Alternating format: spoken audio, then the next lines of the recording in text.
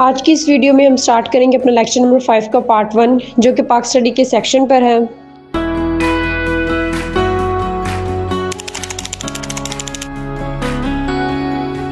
अस्सलाम वालेकुम dear students, welcome to Fatima law academy के ऑफिशियल यूट्यूब चैनल पर।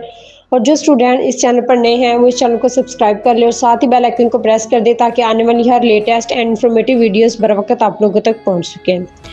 डियर स्टूडेंट, जैसे कि आपको पता है कि लैब टेस्ट की प्रिपरेशन से रिलेटेड हम लोगों ने अपनी सीरीज़ का आगाज़ कर दिया है। और जिन स्टूडेंट्स ने हमारा lecture number 1, lecture number 2, lecture number 3 and 4 नहीं देखा वो भी जाकर हमारे यूट्यूब चैनल पर lecture number 1, lecture number 2, lecture number 3 and 4 देख सकते हैं। और अगर आप चाहते हैं कि आपका लैब टेस्ट फर्स्ट अटैम्प्ट में ही पास हो जाए तो फातिमा लॉ अकेडमी को ज्वाइन करें।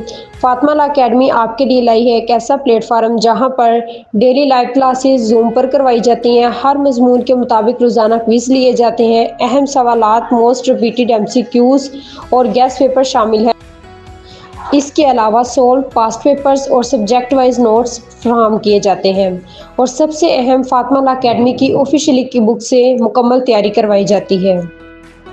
अगर आप ऑनलाइन क्लासेस में हिस्सा नहीं ले सकते तो कोई मसला नहीं, आप घर बैठे ही हमारी अकेडमी के premier and updated notes Fatima law academy की ऑफिशियल बुक के ज़रिए मुकम्मल तैयारी कर सकते हैं। नोट्स और बुक हासिल करने के लिए अभी हमारे व्हाट्सएप नंबर पर रब्ता करें और हमारी फातिमा लॉ अकेडमी को भी ज्वाइन करें। और आज है हमारा लेक्चर नंबर 5 का पार्ट 1 जो कि पाक स्टडी के सेक्शन पर है। आज के इस लेक्चर में हम लोग पाकिस्तान की हिस्ट्री को डिटेल से रीड आउट करेंगे और ये कि कब क्या हुआ था और इनसे रिलेटेड कौन से MCQs हैं जो बन सकते हैं, और उन टॉपिक्स को भी हम अच्छे तरीके से रीड आउट करेंगे। चलिए स्टार्ट करते हैं। फर्स्ट टॉपिक है हमारा 1857 वार ऑफ इंडिपेंडेंस। 1857 में क्या हुआ था?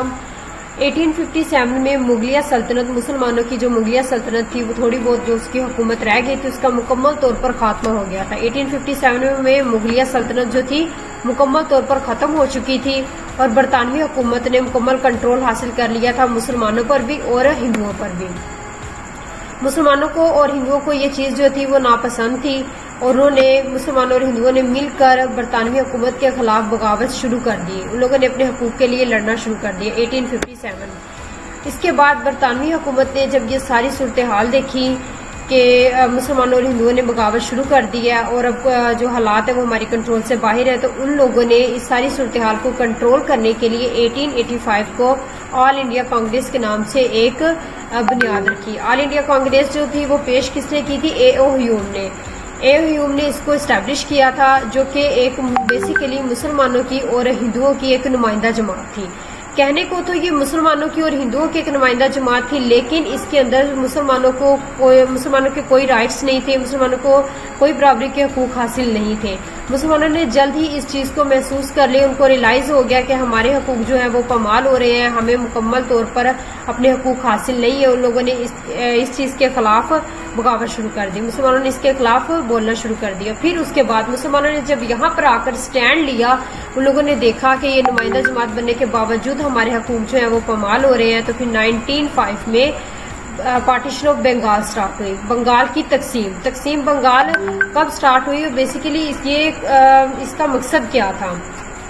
तकसीम बंगाल जो थी वो 1905 में स्टार्ट हुई थी और इसको पार्टीशन ऑफ बंगाल जो थी वो साइन किसने की थी? Partition of Bengal lord Curzon ने की थी। लॉर्ड कार्जन ने बंगाल को 2 हिस्सों में तकसीम किया था, जिसका वेस्टर्न पार्ट जो था मुस्लिम मेजोरिटी जो थी वो ईस्ट में ज्यादा थी और बंगाल में जो थी वो वेस्ट बंगाल में हिंदू मेजोरिटी ज्यादा थी। कहने को तो ऑल ओवर पूरे उसमें ज्यादा जो तादाद थी वो उनकी हिंदुओं की थी, लेकिन अगर वैसे देखा जाता मशरकी साइड पर जो थी वो मुसलमानों की तादाद ज्यादा थी और मगरबी साइड पर जो थी वो हिंदुओं की तादाद ज्यादा थी। इसलिए जो मशरक हिस्सा था वो मुसलमानों का और मगरबी हिस्सा जो था वो हिंदुओं का था। जब हिंदुओं ने ये चीज़ देखी, पहले तो उन लोगों को मुकम्मल कंट्रोल हासिल था ईस्ट और वेस्ट पर, लेकिन जब उन्होंने ये तकसीम देखी पार्टीशन ऑफ बंगाल के बाद, उनको भी ये चीज़ सख्त नापसंद आई कि अब उनका कंट्रोल जो है वो सिर्फ वेस्ट की तरफ रह गया हुआ है, ईस्ट में उनका कोई कंट्रोल नहीं था। फिर उसके बाद उन लोगों ने इसके खिलाफ तहरीक शुरू कर दी। इसके खिलाफ उन्होंने जो हिंदुओं ने एक तहरीक बनाई थी वो थी स्वदेशी के नाम से उन लोगों ने एक तहरीक शुरू कर दी, जिसका काम सिर्फ ये था कि वो लोग अपने ही उसमें वेस्ट में जो उनके कारोबारी तजारत वगैरह के हवाले से जो थे वो अपने ही उस एरिए में उस चीज़ को करेंगे, उसके अलावा वो उस चीज़ को बाहर नहीं जाने देंगे तजारत को। उनका बेसिकली मकसद यही था कि वो मुसलमानों को किसी न किसी तरीके से नुकसान पहुंचाना या ईस्ट पर दोबारा से कंट्रोल हासिल कर लेना। ठीक है, उसके बाद और कांग्रेस ने भी जो है ना हिंदुओं का ही साथ दिया था। इसको 1911 में फिर इसको मुकम्मल तौर पर खात्मा कर दिया गया था। पार्टीशन ऑफ बंगाल जो कि 1906 को कायम की गई थी, 1905 को कायम की गई थी। फिर उसके बाद 1911 को किंग ऑफ जॉर्ज ने इसका मुकम्मल तौर पर खात्मा कर दिया, इसको मुकम्मल तौर पर खत्म कर दिया। नेक्स्ट टॉपिक हम लोग डिस्कस करते हैं वो है 1916। 1960 में क्या हुआ था? 1960 में लखनऊ पैक्ट की जो है वो बुनियाद रखी गई थी। इसका मकसद क्या था? बेसिकली इसका मकसद ये था कि कायद-ए-आज़म मोहम्मद अली जिन्ना ने अंग्रेज़ों को और मुसलमानों को एक प्लेटफार्म पर जमा किया और इसका मकसद ये था कि मुसलमानों को सेपरेट इलेक्टोरेट फराहम किया जाए, मुसलमानों को अलहदा इंतखाबी निज़ाम का हक हासिल हो। और बिलाखिर कायद-ए-आज़म मोहम्मद अली जिन्ना की कोशिशों से हिंदुओं ने मुसलमानों को इस इंतखाबात को तस्लीम कर लिया और उन्होंने मुसलमानों को अलहदा इंतखाबी निज़ाम दे दिया। और इन कोशिशों की वजह से कायद-ए-आज़म मोहम्मद अली जिन्ना को टाइटल दिया गया एम्बेसडर के नाम से, जो कि हिंदू मुस्लिम यूनाइटी दोनों का, हिंदू और मुस्लिम यूनाइटी का उनको टाइटल दिया गया था। ये टाइटल किन्होंने दिया था? ये टाइटल सराजन टाइडी ने दिया था कायद-ए-आज़म मोहम्मद अली जिन्ना को।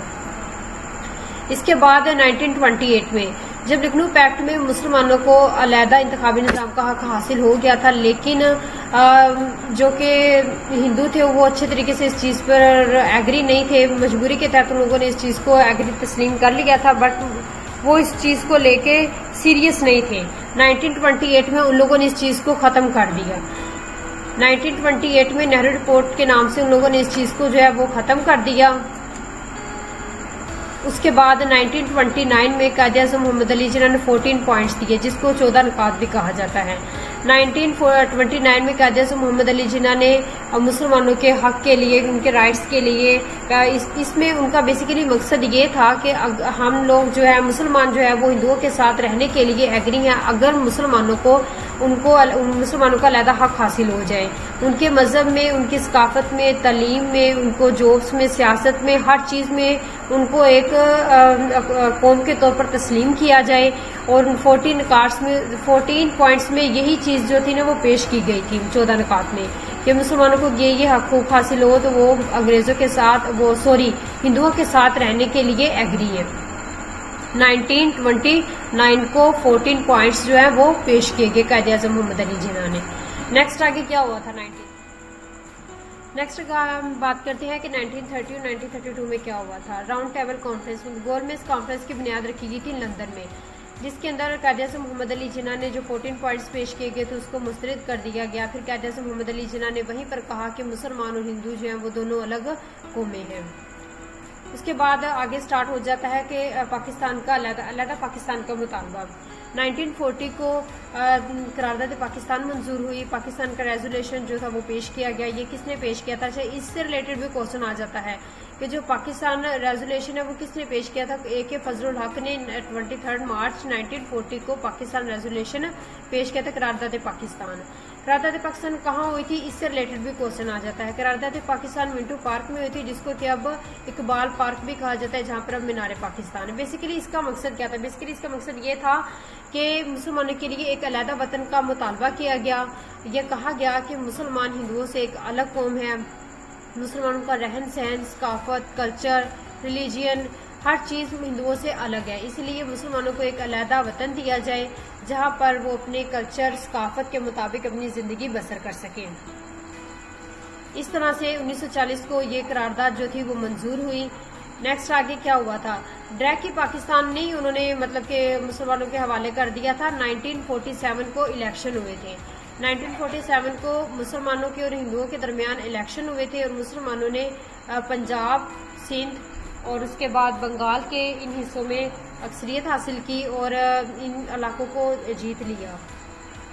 जिसकी वजह से जहां पर मुसलमानों ने इलेक्शन को जीता था वहीं पर इन सब इलाकों को मिलाकर एक पाकिस्तान बना दिया गया। इस तरीके से 14 अगस्त 1947 को पाकिस्तान मर्ज़ वजूद में आया और कायदे आज़म मोहम्मद अली जिन्ना इसके फर्स्ट गवर्नर जनरल थे। नेक्स्ट आगे हम जर्नी बात करते हैं 1947 के बाद। 1947 के बाद आगे क्या हुआ था। 1948 में कायदे आज़म मोहम्मद अली जिन्ना की डेथ हो गई थी, जो कि पूरी कौम के लिए एक बहुत बड़ा सानिया थी। और कायदे आज़म मोहम्मद अली जिन्ना, अच्छा इससे रिलेटेड भी क्वेश्चन आ जाता है कि कायदे आज़म मोहम्मद अली जिन्ना की डेथ कब हुई थी, तो इसको भी आप लोगों ने अच्छे तरीके से देख लेना, ठीक है। आगे हम बात करते हैं कि इससे रिलेटेड, अच्छा अब बात करते हैं पाकिस्तान के आइन के बारे में। इससे रिलेटेड भी क्वेश्चन आ जाता है कि पाकिस्तान का पहला आइन कब कायम किया गया था, पाकिस्तान का दूसरा आइन कब कायम किया गया था, पाकिस्तान का तीसरा आइन कब कायम किया गया था।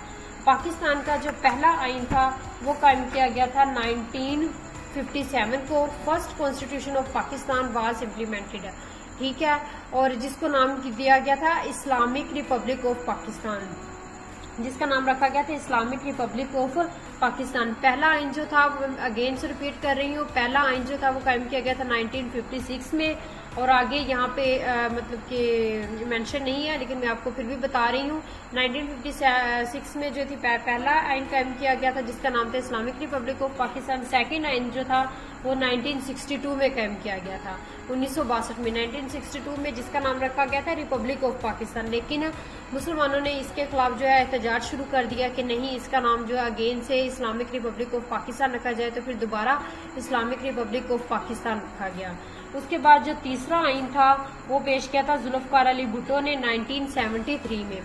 1973 में जुल्फकार अली भुट्टो ने तीसरा आइन पेश किया था। उसके बाद आगे हम बात करते हैं मार्शल लॉ की। अच्छा, ये हमारे होगी क्वेश्चन उसके हवाले से, आइन के हवाले से। इसको भी आप लोगों ने अच्छे तरीके से देख लेना है कि पहला आइन कब हुआ था। इससे रिलेटेड भी क्वेश्चन आ जाता है कि फर्स्ट आइन कब हुआ था, सेकंड आइन कब हुआ था और थर्ड आइन कब हुआ था। उसके बाद है मार्शल लॉ। जिस तरीके से आइन 3 है, इसी तरीके से मार्शल लॉ भी। आइन जो हमारा 1973 में था अब तक वही है, अब वही नाफिज है पाकिस्तान के ऊपर, ठीक है। उसके बाद आगे हम बात करते हैं मार्शल लॉ के हवाले से। पहला मार्शल लॉ कब लगाया गया। पहला martial law, first martial law imposed by general Ayub Khan. पहला martial law general Mohammad Ayub Khan ने कायम किया था, जो कि हुआ था 8 जून 1962 को। यहाँ पर ये बाय मिस्टेक जो है ना वो गलत हो गया, 1958 नहीं है, 1962 है। 8 जून को 1962 को जनरल मोहम्मद अयूब खान ने फर्स्ट मार्शल लॉ लगाया था। उसके बाद इससे रिलेटेड भी क्वेश्चन आ जाता है, second martial law, third martial law. First martial law 1962 को जनरल मोहम्मद अयूब खान ने लगाया। सेकंड मार्शल लॉ जो था वो 1969 25 मार्च 1969 को यही खान ने लगाया था। उसके बाद थर्ड मार्शल लॉ जो था वो 5 जुलाई 1977 को जियाउल हक ने लगाया था, ठीक है। इन तीनों क्वेश्चंस को आप लोगों ने अच्छे तरीके से रीड आउट कर लेना है, इससे रिलेटेड बहुत ज्यादा क्वेश्चंस आ जाते हैं, ठीक है। उसके बाद आगे हम बात करते हैं 1965 की। 1965 को क्या हुआ था। 1965 को इससे रिलेटेड भी क्वेश्चन आ जाता है कि 1965 को क्या हुआ था। 1965 को इंडो पाक वार, मतलब कि इंडो पाक वार, पाक भारत जंग हुई थी, ठीक है। उसके बाद 1971 में क्या हुआ था। 1971 को जो पाकिस्तान का मशरकी हिस्सा था वो अलग हो गया था, ठीक है। फिर उसके बाद है 1973 को जैसे कि मैंने आपको बताया है आइन से रिलेटेड कि पाकिस्तान के 3 आइन हैं और जो पाकिस्तान का तीसरा आइन है वो पाकिस्तान का जो तीसरा आइन है वो 1973 में पेश किया था। किसने पेश किया था। जुल्फकार अली भुट्टो ने, और जो कि अभी तक है, स्टिल इन यूज टुडे, जो कि अब तक इस्तेमाल हो रहा है। उसके बाद 1998 में क्या हुआ था। 1998 में पाकिस्तान इस दुनिया की पहली इस्लामी एटमी ताकत बना था। नेक्स्ट आ गया 2001 और 2008 में। 2001 और 2008 तक तो जो था जनरल परवेज मुशर्रफ का दौर था, और जनरल परवेज मुशर्रफ के दौर में दहशतगर्दी जो थी वो बहुत हद तक बढ़ चुकी थी, और उन्होंने इसके खिलाफ काफ़ी स्ट्रॉन्ग हिकमत अमली अपनाई थी। नेक्स्ट आ गया 2013 में। 2013 में जो थी वो हुकूमत चेंज हुई थी। 2018 और 20 आपको पता है कि चैलेंजेस वगैरह ये सब, उससे आगे आपको पता है कि किसकी हुकूमत आई थी और किस तरीके से आई थी, ठीक है। और डियर स्टूडेंट्स, ये था आज का हमारा लेक्चर नंबर 5 का पार्ट 1 जो कि पाक स्टडी पर था। आज के इस लेक्चर में हम लोगों ने पाकिस्तान की हिस्ट्री को डिटेल से रीड आउट किया है। आई होप कि आपको इसकी अच्छे से समझ आ गई होगी। इसके अलावा हम लोग इंशाल्लाह बहुत जल्द पाक स्टडी के सेक्शन पर ही मोस्ट रिपीटेड एमसीक्यूज जो हैं वो भी अपलोड करेंगे। तो आज के इस लेक्चर का बेसिकली मकसद यही था कि आप लोगों को कॉन्सेप्ट क्लियर करवाया जाए कि कब क्या किस वक्त हुआ था, क्योंकि जब तक यह चीज़ें आप लोग के माइंड में नहीं होंगी आप लोग उस वक्त तक एमसीक्यूज को भी अच्छे तरीके से रीड आउट नहीं कर सकते। जज़ाकल्लाह।